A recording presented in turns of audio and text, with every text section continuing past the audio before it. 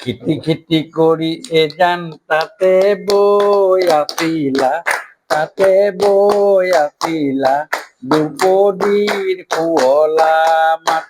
এই তাৰে মাতে শুনিয়ে জান ৰব মই নোৱাৰো, ৰব মই নোৱাৰো, মনে মোৰ বলিয়া কৰে। আজি আপোনালোকৰ জৰিয়তে মই সমগ্ৰ ডিব্ৰুগড়বাসী, অসমবাসী, দেশবাসীক মোৰ ফালৰ পৰা ৰঙালী বিহু উপলক্ষে বিশেষভাৱে মই শুভেচ্ছা জ্ঞাপন কৰিছোঁ, যাতে আমি ভাতৃত্ববোধ বহন কৰি আগন্তুক দিনত দেশখনক নৰেন্দ্ৰ মোদীৰ নেতৃত্বত বিশ্ব দৰবাৰত আমি প্ৰতিষ্ঠা কৰিব পাৰোঁ। অসমৰ মাননীয় মুখ্যমন্ত্ৰী ডক্টৰ হিমন্ত বিশ্ব শৰ্মা ডাঙৰীয়াৰ নেতৃত্বত অসমখনক যাতে ভাৰতবৰ্ষৰ 5খন ৰাজ্যৰ ভিতৰলৈ আমি লৈ যাব পাৰোঁ, তাৰে আশাৰে পুনৰবাৰ মই সকলোকে মোৰ ফালৰ পৰা মই বিশেষভাৱে ধন্যবাদ জ্ঞাপন কৰিছোঁ, শুভেচ্ছা জ্ঞাপন কৰিছোঁ। লেটা আনিছোঁ আৰু আমাৰ আমৰলি টোপ আনিছোঁ। আমৰলি টোপ 1000 টকা কেজি। আমৰলি টোপ আনিছোঁ। আজি আমৰলি টোপৰ যি খুৱাই 100 এবিধ শাক গধূলি খোৱাৰ ব্যৱস্থা আছে। সেইটো আমৰলি টোপ খালে এইটো ইনবিল বুলি কয় হৈ যায়।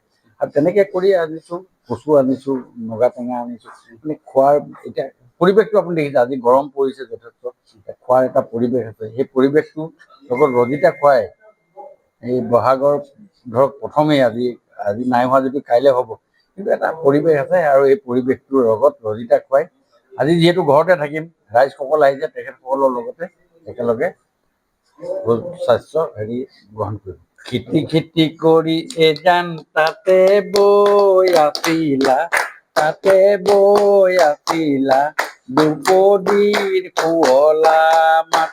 এই তাৰে মাতে শুনিয়ে জান ৰব মই নোৱাৰো, ৰব মই নোৱাৰো, মনে মোৰ বলিয়া কৰে। আজি আপোনালোকৰ জৰিয়তে মই সমগ্ৰ ডিব্ৰুগড়বাসী, অসমবাসী, দেশবাসীক মোৰ ফালৰ পৰা ৰঙালী বিহু উপলক্ষে বিশেষভাৱে মই শুভেচ্ছা জ্ঞাপন কৰিছোঁ, যাতে আমি ভাতৃত্ববোধ বহন কৰি আগন্তুক দিনত দেশখনক নৰেন্দ্ৰ মোদীৰ নেতৃত্বত বিশ্ব দৰবাৰত আমি প্ৰতিষ্ঠা কৰিব পাৰোঁ।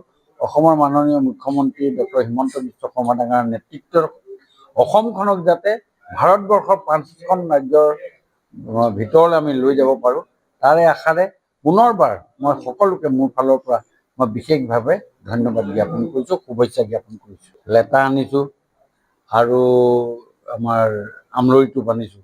আমৰলি টোপ 1000 টকা কেজি। আমৰলি টোপ আনিছোঁ। আজি আমৰলি টোপৰ যি খুৱাই 100 এবিধ শাক গধূলি খোৱাৰ ব্যৱস্থা আছে। সেইটো আমৰলি টোপ খালে এইটো ইনবিল বুলি কয় হৈ যায়।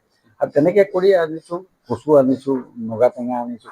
মানে খোৱাৰ এতিয়া পৰিৱেশটো আপুনি দেখিছে, আজি গৰম পৰিছে যথেষ্ট, খোৱাৰ এটা পৰিৱেশ আছে। সেই পৰিৱেশটো লগত ৰজিতা খুৱাই এই বহাগৰ ধৰক প্ৰথমেই আজি নাই হোৱা যদি কাইলৈ হ'ব, কিন্তু এটা পৰিৱেশ আছে। আৰু এই পৰিৱেশটোৰ লগত ৰজিতা খুৱাই আজি যিহেতু ঘৰতে থাকিম, ৰাইজসকল আহিছে, তেখেতসকলৰ লগতে একেলগে স্বাস্থ্য গ্ৰহণ কৰিম।